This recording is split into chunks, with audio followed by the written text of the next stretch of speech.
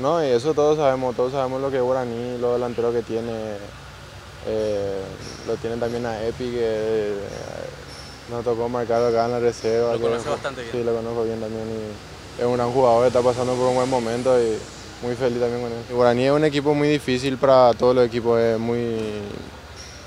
se complementan muy bien, vienen jugando juntos hace mucho tiempo y se conocen bien y eso hace que su equipo sea muy bueno. Por ser un rival directo, Guaraní, ¿te parece que va a ser clave una victoria ante ellos, Omar?